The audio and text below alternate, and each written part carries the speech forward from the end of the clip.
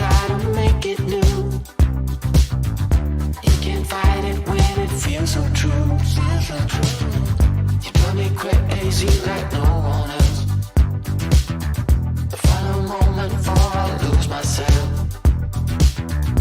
And it's no use working 9 to 5 if you want more than to stay alive. So come on over, we can make it through. Take my hand, I know just what to do. On the beat, keep dancing through the night. We stay up until the morning light, the morning light. Oh, so come on over, we can make it through. Take my hand, I know just what to do. On the beat, keep dancing through the night. We stay up until the morning light, the morning light. Oh, the morning light. Oh, I just wanna be your Superman. Come fly with me, just take my hand. Person's situation is different, and everybody needs a different specific house. So yeah, I think that you just be patient. Because sometimes the patience, I'm thinking about patience because I know about 2 or 3 people right now, Amanda, they've been looking about 6 months, if not long. It's a long time. And when I tell you they are so frustrated, they're discouraged, they don't even want to look at another house. They're just so tired. They're just exhausted because they can't seem to understand why they cannot find the house. And why is it that every time they get ready to, it's just they put the offer in, it doesn't work, and they're just to the point now that they're just frustrated and they're just tired. They don't even want to talk to anybody else anymore. That's just where they are. I'm like, oh my goodness. So trying to encourage them, and it's hard. Lawanda, they need to speak to Amanda. Exactly. Exactly. That's what I said. Exactly. Yeah, 6 months is a long time. That's a long time, man. That's too long. I'm like, you're still looking? I'm like, wait a minute. And they're so discouraged. They have everything ready. They've been going back and forth with the bank. So they're okay with that. They did verification. So they're ready for all that, but they're just so tired. They're like, I don't even want to look at another house. Yeah, I mean, a lot of that has to do with the offers that are, they're, I don't know what price range they're looking at, but all of that is like stuff that your realtor should help you determine. Like, if it is in an area where people are offering over, well, then they're going to have to tell you, look for a house that's 20 grand less than what you're willing to pay, because you're going to have to go over that much. Like, there's like little things that you have to consider that, because you shouldn't be looking for 6 months or a year unless you're a very difficult person. But I mean, I don't think that's, that's the case. No. These people want houses, they just need your help. And that's what as a realtor, you're that person for them. Right. Trust you to do those, to help them with those decisions. Lawanda, good. I think that before we're finished here, I do think that you should get that information and just give them Amanda's right, and all Definitely. and have them call Amanda, and I'm sure that probably in less than 6 months that happy that you went that extra mile to get them that information that's required so that Amanda will help them. Go, Amanda. Yes. Get Amanda's, But Yes. listen, this is good. So if you are discouraged, because I know some people who, as a matter of fact, I have a coworker who said that when she was trying to get a property for her son, said, okay, I'm going to try and help you to get a property or what have you. And the realtor told her, don't even try because there's nothing out there. No, seriously, Wow. don't even bother. There's nothing out there. And I'm like, really? Wow. That's what they told. So she stopped looking. She said, okay, you know what? I'll just wait until the market cools off. And then, because it was a condo for him because the son is in his 20s or early 30s or somewhere in there. And so she was just trying to help him. And especially because now the rates are, they're really good. So she was like, okay, the rates are good. We can get something decent for him, for her son. And she said, a realtor told her there's nothing out there, just to wait. Well, maybe it was, do you know what the price range was or the location? Maybe that had to do with it. Okay, but that could be something That could, too. but she shouldn't say it like that. She should say, you know, this is, you know, that price range is difficult. Let's wait a year and see if, you know, things go down a little bit. Condos is a little difficult too, because most of them don't do FHA. So you have to have 20% down.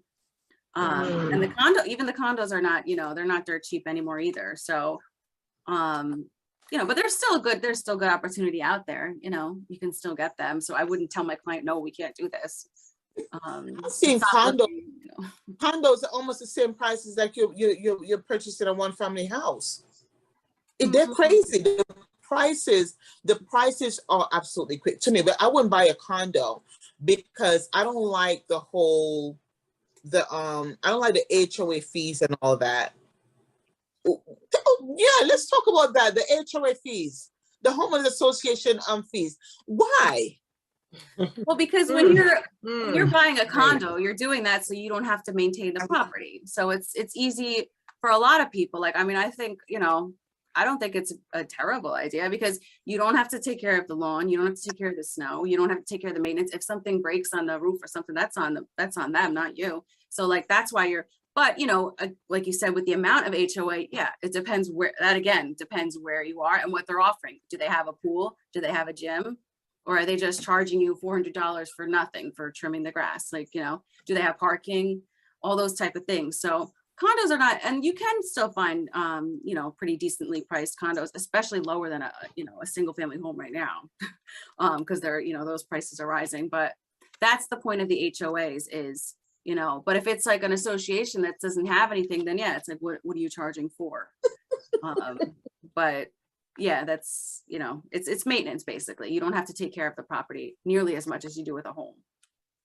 Okay, so the homeowners association do now, because I've seen, I've heard where you have like say for instance the HOA fee is maybe you'll see it listed like when you know on Realtor.com or what have you, $26. Okay, $26. But I've heard where some people said, okay, you know, they'll increase it and it can go all the way up to whatever it is that they choose to. Do they have a cap on HOA?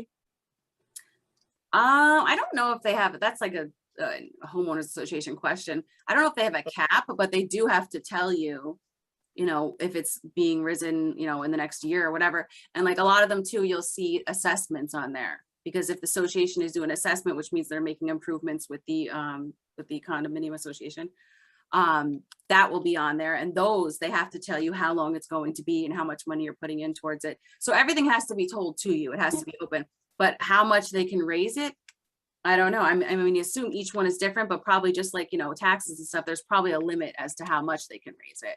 And, you know, it probably is affected, like, are they going to add a whole pool again or a gym or something like that? Then that I'm sure controls how much they can raise it as well. Oh, that's what that does. Okay, but I could cut my own grass. Well, they don't let you, so it's not an option. That would be good. But that's not gonna work. You can't get out there with your own lawnmower. No. Become a board member and try to. Right.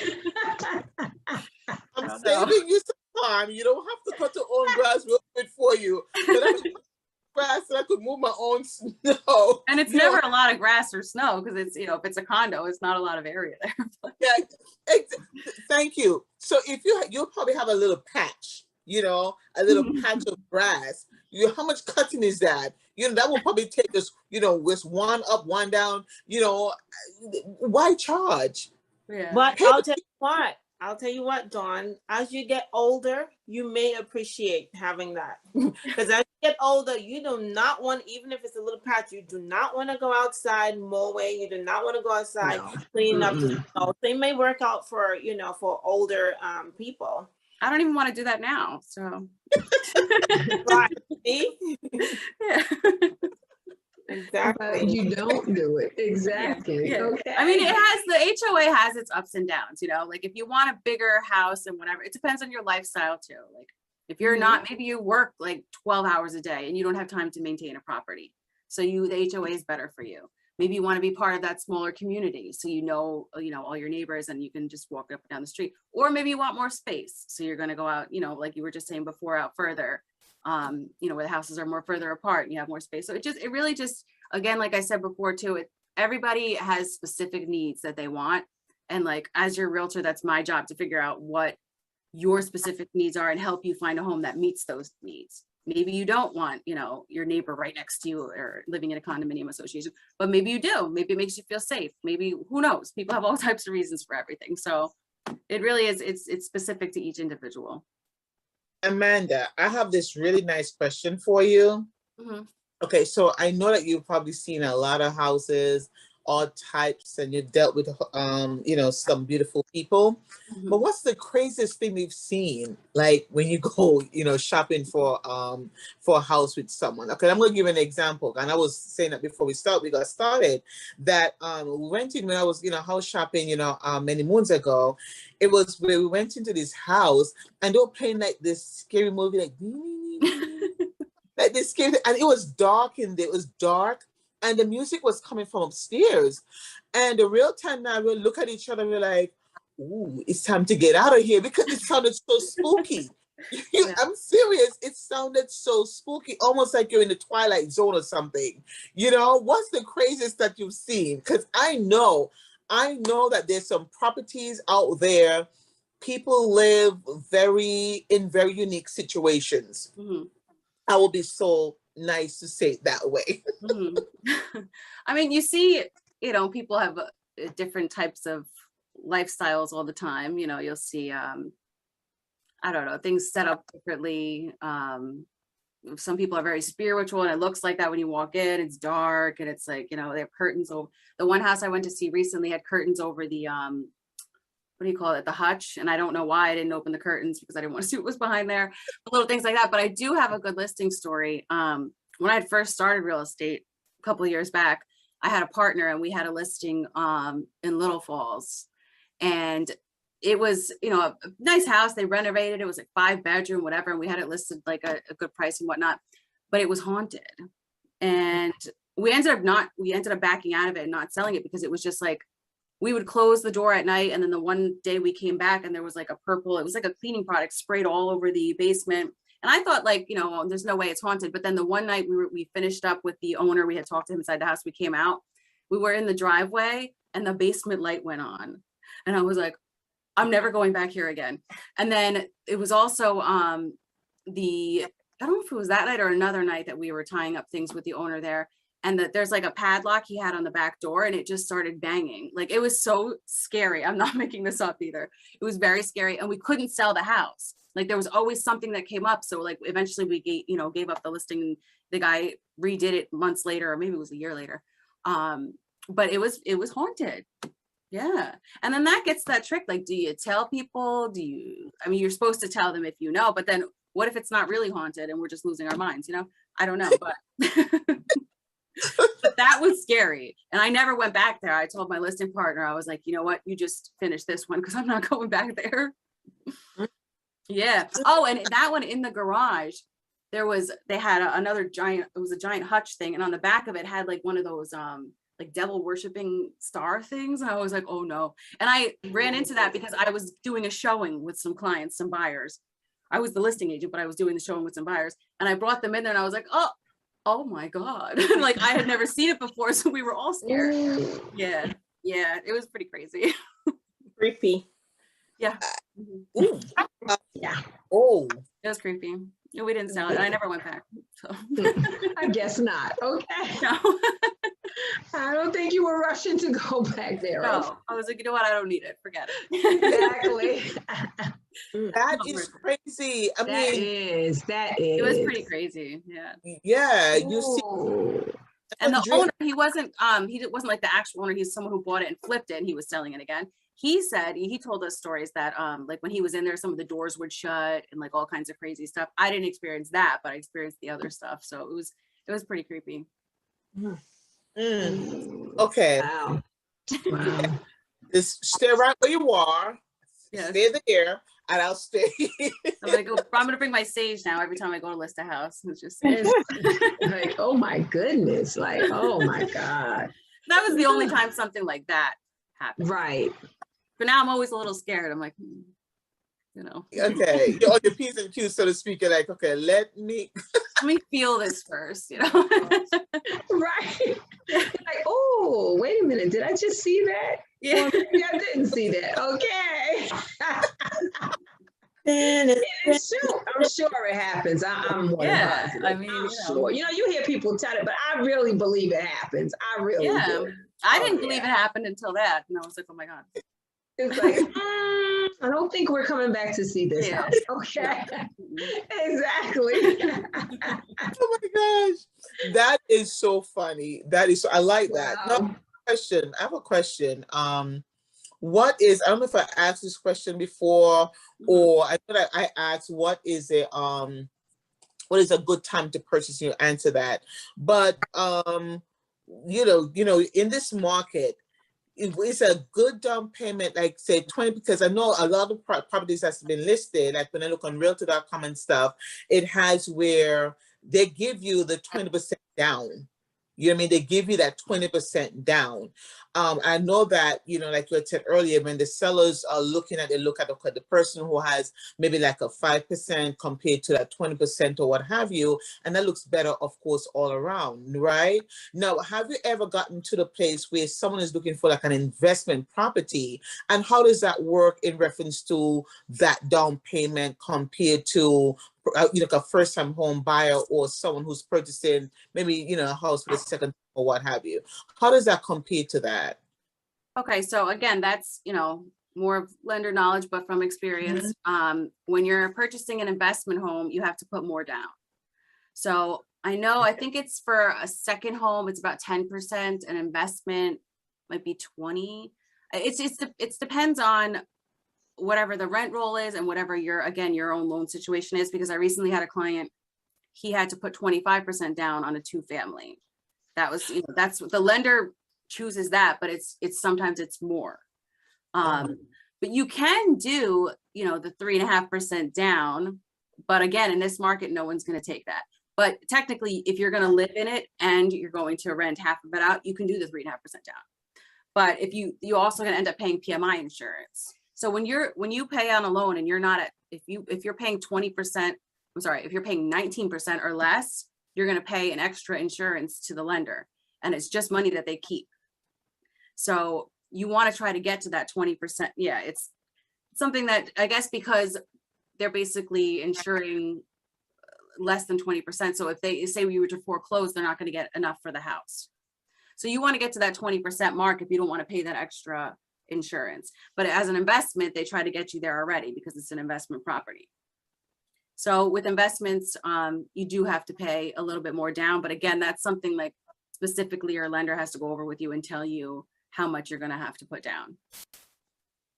Okay, that's a good one. I also this. I know I'm talking a lot. I know, but I have this where one of the things we were talking about of how if you're under contract and everything like that, what are the things that will disqualify you, or you can get out of it? Because once you're on the contract, you're basically you're in it, and of course you're looking towards closing and all that good stuff, right?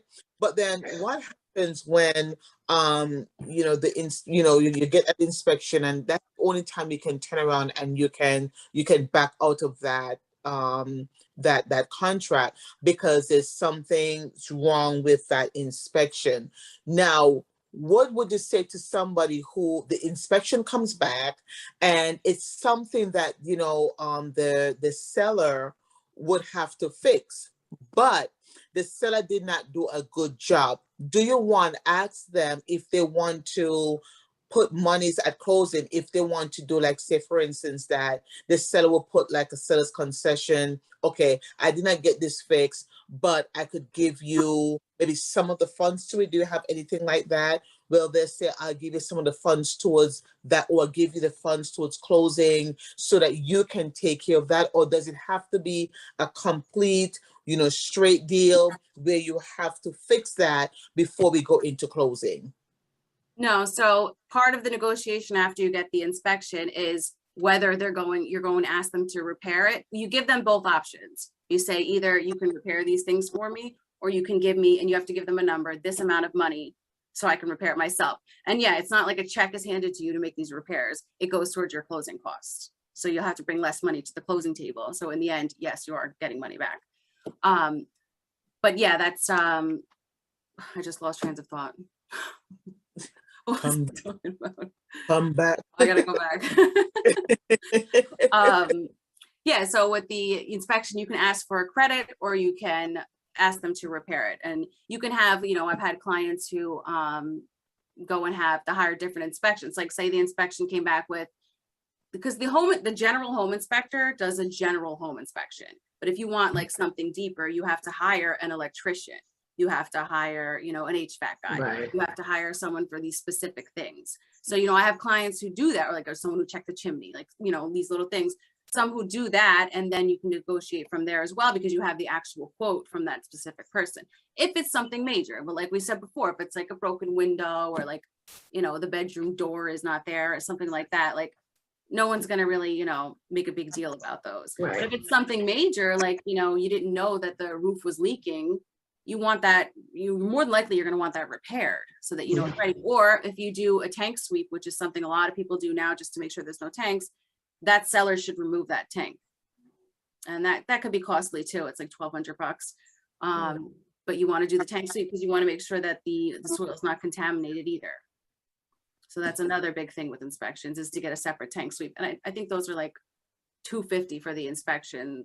These are just estimates, of course. But to take it out is, you know, a little bit more expensive. So that's something you want the seller to do, because that too, back to the FHA loans, that will be something that they won't approve. Exactly. That would explain. It's so funny because it would explain some things, because when we first looked at one of the houses that we had first looked at, the oil tank was in the ground.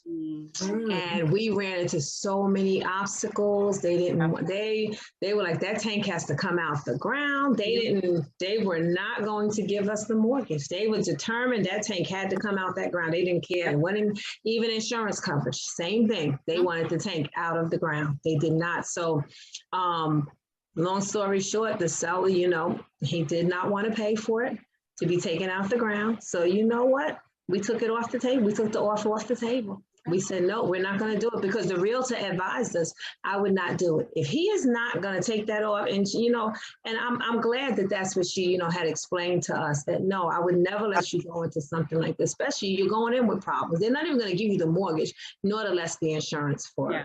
So I know we did run into that problem, definitely, because the oil tank was in the ground and he did not want to pay to have it taken out at all. Nope. Yep. And he has to, because all the other lenders are going to have the same issue with that. So it's like, and then unless you want to take it out yourself, but it's like, wait, why won't he take it out then? Is there a bigger issue? Is there soil contaminated? So then it's like, all right, I'm just going to walk away from this. And you have the right at that point, because that's what we did. A big issue. Yeah, we walked away. Yeah, exactly. This is good. I love it. This is good. This is good. This was so much information, so informative. Amanda, I'm telling you, a wealth of knowledge. This is good. Appreciate you so much. Oh my gosh. Yes, thank you. I know that you guys out there, I know you had your pen, I know you had your papers. I know that you were writing these things down, because I was even taking notes myself. And I know this was a great session. I knew that you know, Amanda, I mean, I'm just loving this. This is so good. I'm telling you, this is good stuff.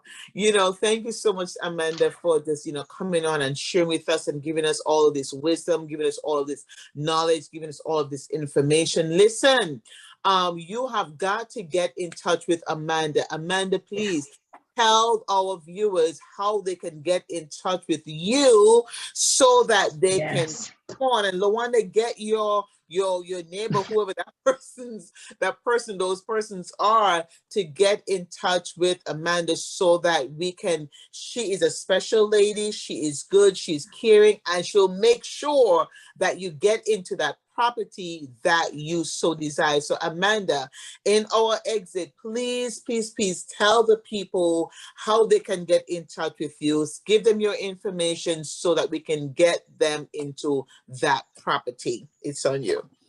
Sure. So my direct cell phone number is 201-456-1842.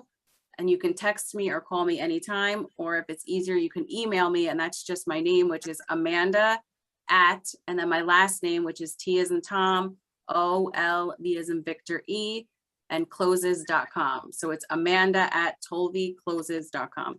And the phone number again is 201-456-1842. This is good. Got it. So, ladies and gentlemen, there you have it. Good.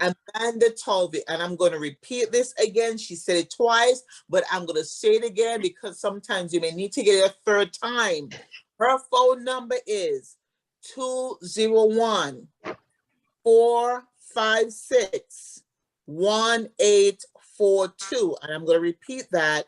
It's 201-456-1842, and her email address is Amanda, that's AMANDA at, you know, the at sign, Tolve, that's TOLVE, closes.com. You have all of the information.